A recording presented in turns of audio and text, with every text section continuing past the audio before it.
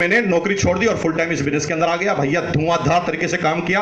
2 साल यानी अक्टूबर 2002 में इस बिजनेस का सबसे बड़ा अचीवर बन गया। उस समय मेरा 1 महीने का कमीशन आया 2,85,490 रुपए। 2002 की बात बता रहा हूं मैं। 2002 2,85,490 रुपीज। इतनी गाड़ियां नहीं होती थी, इतनी लग्जरी कारें उस समय नहीं होती थी। उस समय एक ही कार होती थी सबसे लग्जरी, मारुति 800। और भाई साहब 1,75,000 की आती थी। मैंने एक चेक से खरीदी थी ठाक। उससे पहले लेना चाहता था, कोई लोन दे नहीं रहा था, क्योंकि कहता था कि तेरे काम में कोई फिक्स नहीं है, ये है तू स्कीम करता है इसलिए तुझे लोन नहीं मिलेगा। उसकी भी गलती नहीं है, उसके दादाजी ने कभी पढ़ा ही नहीं डायरेक्ट सेलिंग क्या होता है? उसके पिताजी ने नहीं पढ़ा, उसकी कंपनी ने नहीं पढ़ा, उसके बैंक ने कभी नहीं पढ़ा, तो उसकी क्या गलती? खैर साला मैं तो सांप बन गया। 2,50,000 की इनकम, हाँ धाधूम। पूरी फैमिली में, पूरे परिवार में, पूरे मोहल्ले में कोई मेरे आसपास भी नहीं अड़ता। तो मुझे लगा कि साला दुनिया में समझदार आदमी एक ही पैदा हुआ कई सदियों के बाद, मुकेश कोठारी। गलत फहमी कि मैं तो परफेक्ट हो गया हूं यार। अंग्रेजी की एक कहावत है, परफेक्शन इज पैरालिसिस। अगर आप सोचते हैं कि आप परफेक्ट हो गए तो समझ लो लकवा लग गया। और मेरे साथ भी यही हुआ। मैं इतना तेज गति से आगे बढ़ रहा था कि मैंने सीखना ही बंद कर दिया। कहावत सीधी से है भाई, सीखना बंद तो जीतना बंद, सीखना बंद तो जीतना बंद, सीखना बंद तो जीतना बंद, सीखना बंद तो जीतना बंद।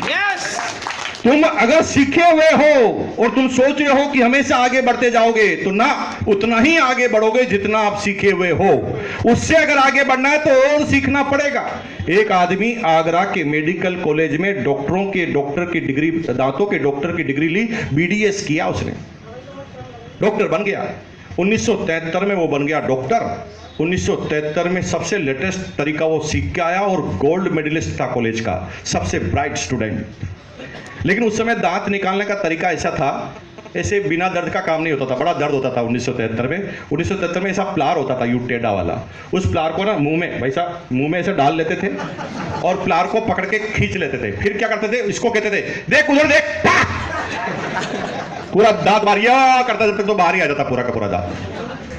ये 1973 की लेटेस्ट टेक्नोलॉजी थी। तो ये इस टेक्नोलॉजी तक तो नंबर 1 है, लेकिन ये आगे कुछ समझे ही नहीं, पढ़े ही नहीं, किताबें नहीं देखे, नहीं क्या टेक्नोलॉजी नहीं जाने। ये लगातार उसी तरीके से दांत निकालता रहे और आज भी आगरा में इसी क्लिनिक में बैठा है और फिर से ही दांत निकाल रहा है। आप में से कितने जाएंगे प्रभु? ये तो डिग्री लगा रखी, गोल्ड मेडलिस्ट, फिर तो जाओगे ना। ना, सीखना बंद तो जीतना बंद। इसने जो ही सोचा कि बस अब मैं जान गया हूं, खत्म, इसकी पिक्चर खत्म है। सीखना पड़ेगा। सीखना डेस्टिनेशन नहीं है, ये एक जर्नी है, जीवन के अंतिम समय तक चलेगी। जब तक तुम लाइफ में रहोगे तब तक सीखते रहोगे, मरते दम तक सीखते रहोगे, मरते वक्त भी सीखोगे कि बच्चों से ज्यादा प्यार नहीं करना चाहिए, इनको छोड़ के जाना बड़ा मुश्किल काम है। हेलो,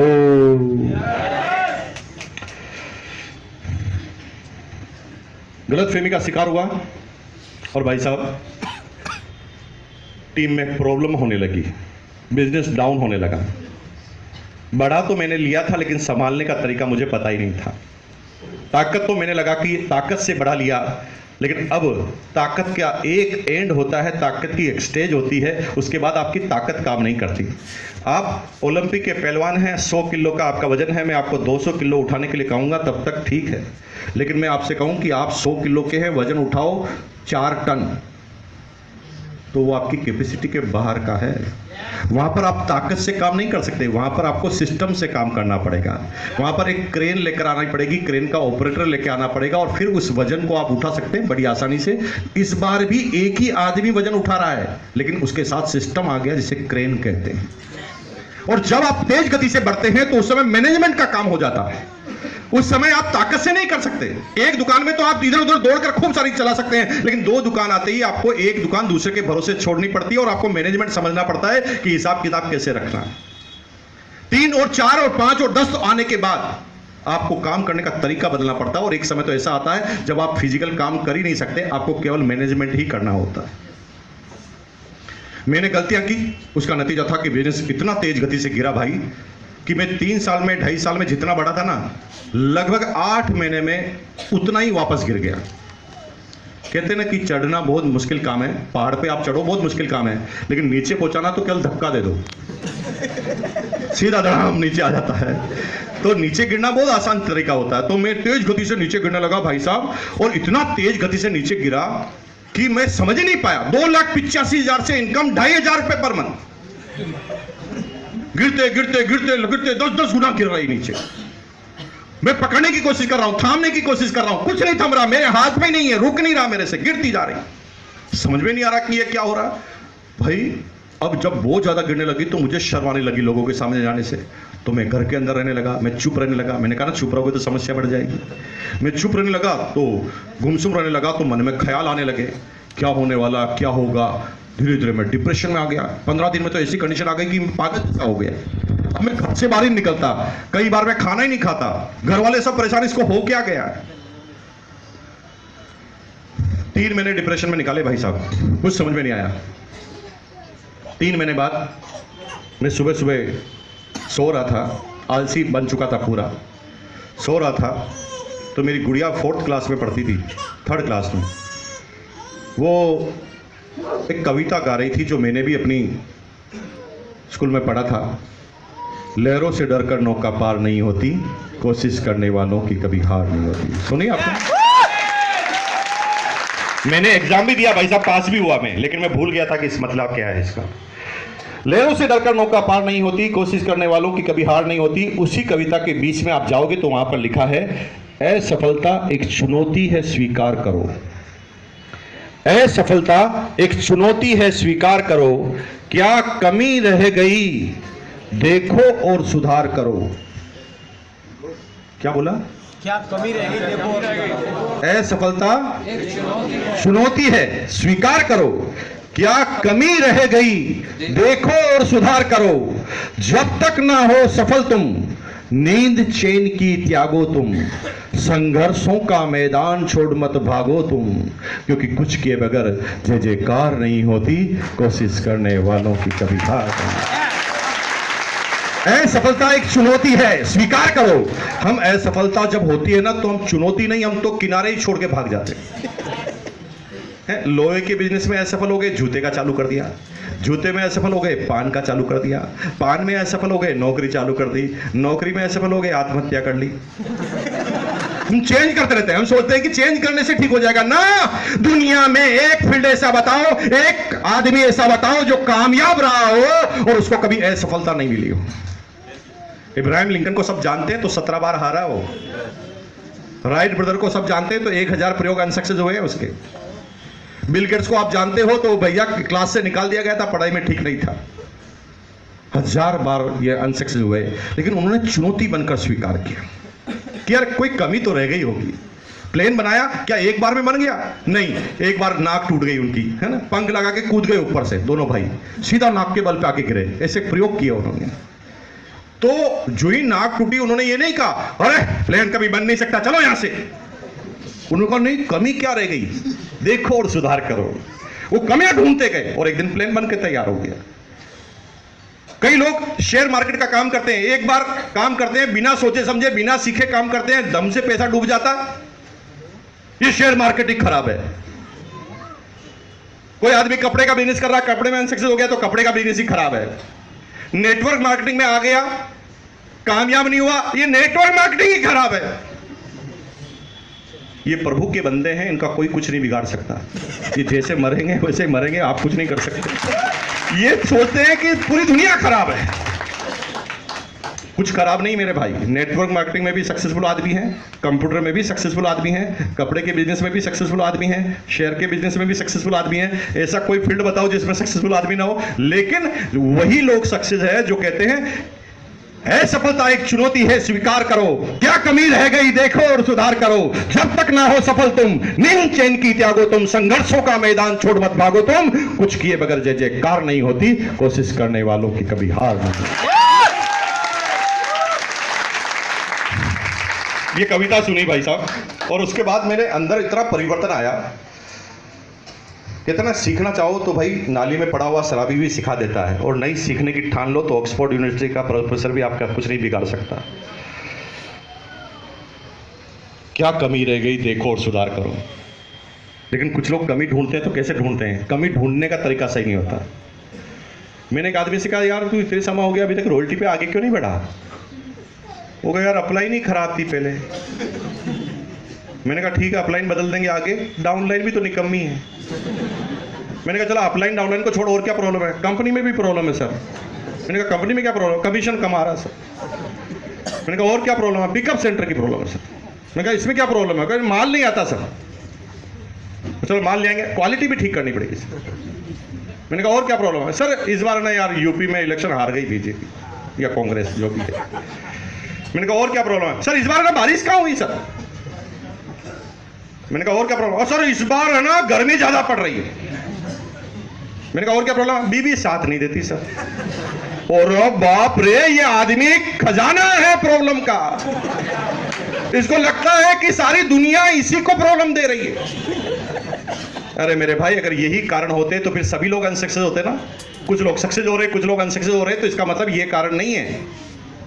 असफलता एक चुनौती है, स्वीकार करो। गलती क्या रह गई, खुद का सुधार करो।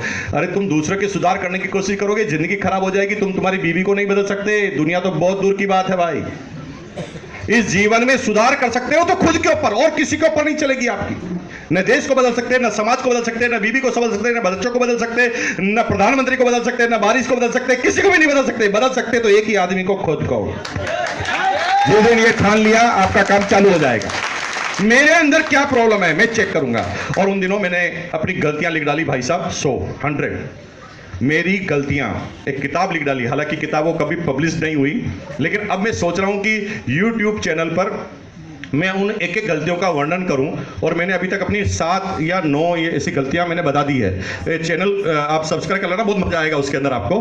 पेन का ऐसा पेन है, ये देखो। यहां पर आप YouTube खोलकर ऐसे टाइप करना UES #RCM। जब तक इस बिजनेस में आप अपलाइन पे डिपेंड रहेंगे, तब तक आप कामयाब नहीं होंगे। आपके पास ऐसा सिस्टम होना चाहिए कि अपलाइन को रखो जेब में। कहां रखो? अपलाइन को कहां रखना आज के बाद? अपलाइन को रखो जेब में। ओके यार भाई साहब, ऐसे कैसे कह रहे हो अपलाइन के लिए? अरे मैंने कहा जेब में रखने का मतलब मोबाइल जेब में रखो, उसमें YouTube है ना। मजाल है कि तुम्हारी अपलाइन बात नहीं माने। साला रात की 2 ही क्यों ना बजी हो, रात को 2 बजे भी YouTube खोल के बोल, ए मुकेश कोठारी बोल। वो 2 बजे भी बोलना चालू, डम डम डम डम डम। ये ऐसे कहते हैं जेब में रखना। क्या बात चल रही थी? मैंने कमियां ढूंढ ली और फिर मैंने काम करना चालू किया भाई साहब। इस बार मैंने पहले से भी ज्यादा प्रसन्न था। इस बार इनकम ज्यादा नहीं थी, लेकिन प्रसन्नता ज्यादा थी। ऐसे लग रहा था कि खजाना मिल गया, यानी नक्शा मिल गया खजाने का। और मैंने तेज गति से काम करना चालू किया। और भाई साहब 18 साल हो गए आज मुझे, 18 ईयर।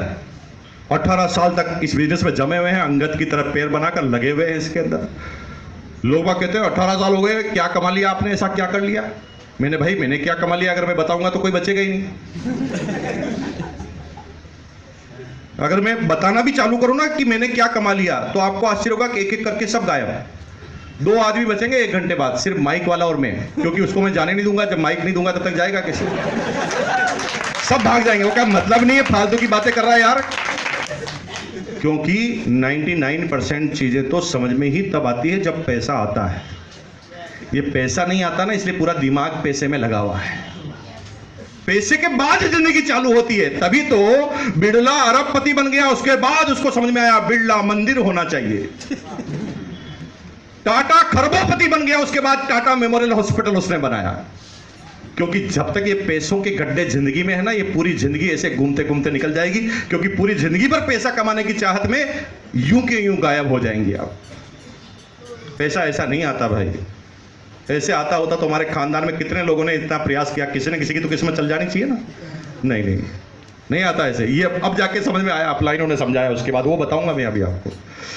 तो तेज गति से काम किया और आज सब कुछ है हमारे पास। आज आपके सामने मैं खड़ा हूं। एक समय लोगों को प्लान बताना मेरे लिए काम होता था, क्योंकि उस समय मेरा टारगेट था पैसा कमाना। क्या टारगेट था? पैसा कमाना। जब पैसा कमाना टारगेट होता है तो थकान आती है, क्योंकि हर चीज आपको काम लगती है। और अब ये RCM की बातें करना मेरे लिए कोई काम नहीं है। मैं जब अभी यहां से बात कर रहा हूं ना, तो अब गारंटी है आपसे ज्यादा इंजॉय मैं कर रहा हूं।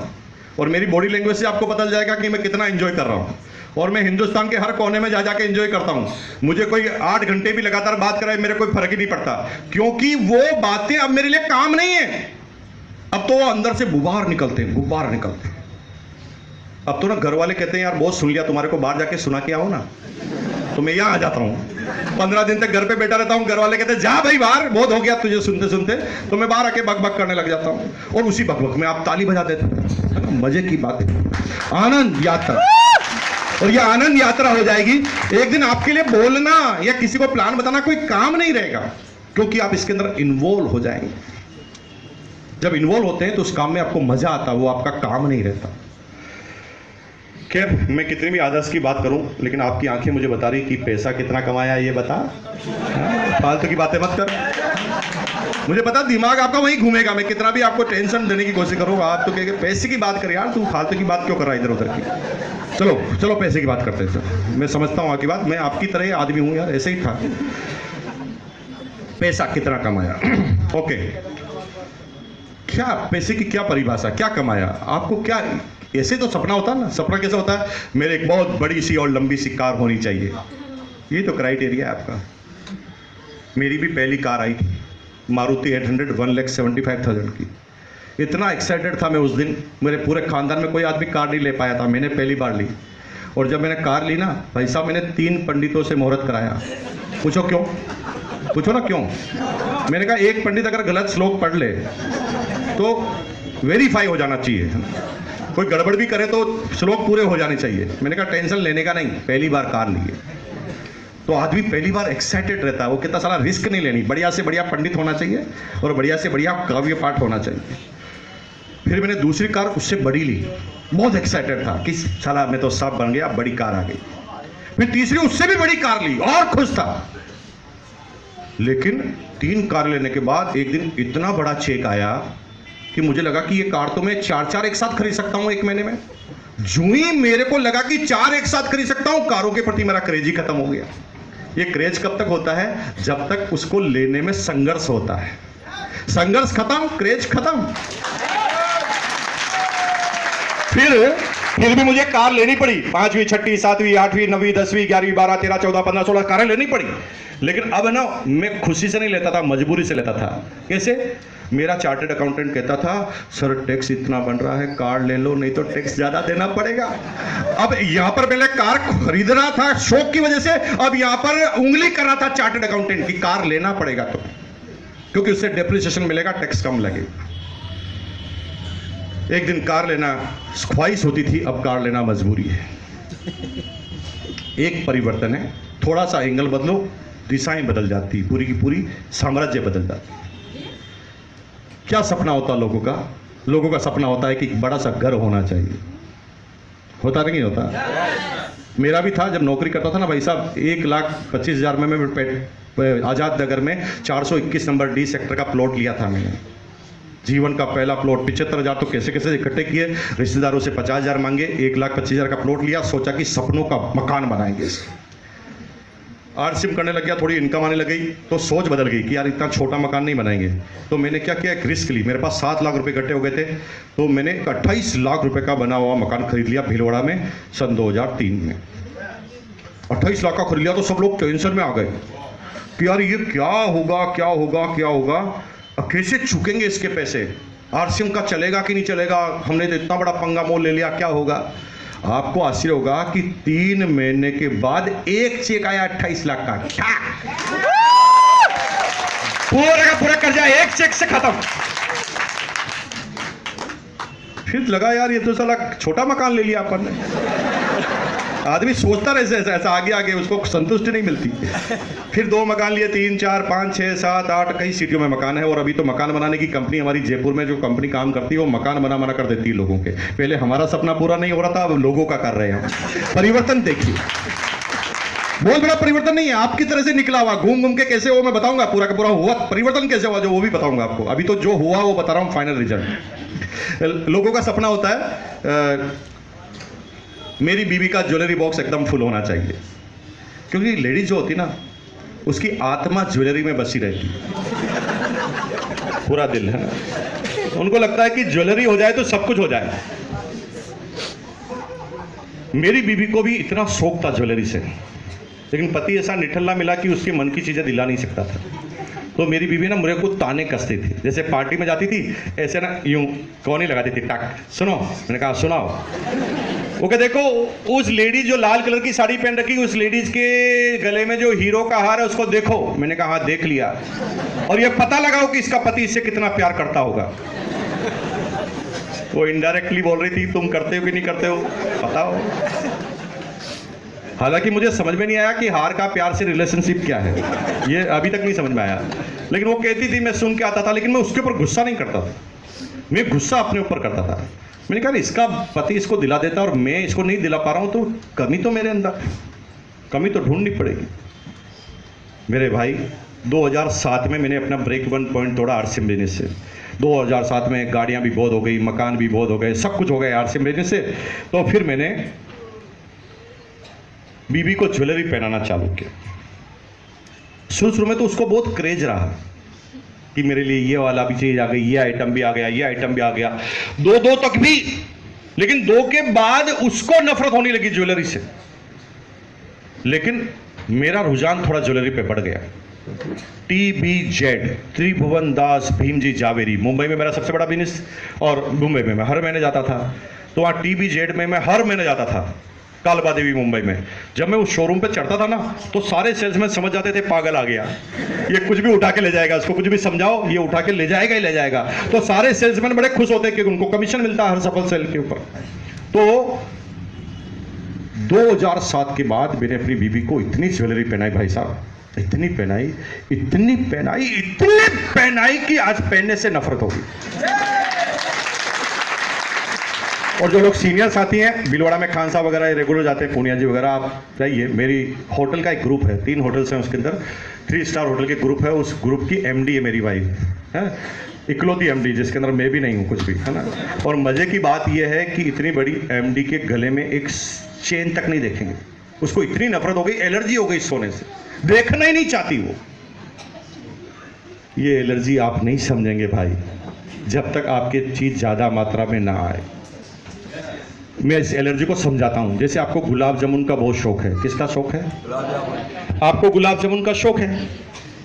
एक दिन मैं आपका किडनैप कर दूं, ऐसे बंगले में आपको जमा कर दूं जिसकी शक्ल गुलाब जामुन जैसी है। हाँ, बंगले में पर्दे पे गुलाब जामुन लटके हुए हैं और हर जगह तस्वीर गुलाब जामुन की बनी हुई है। बंगले में जो खुशबू चल रही है वो भी गुलाब जामुन की है।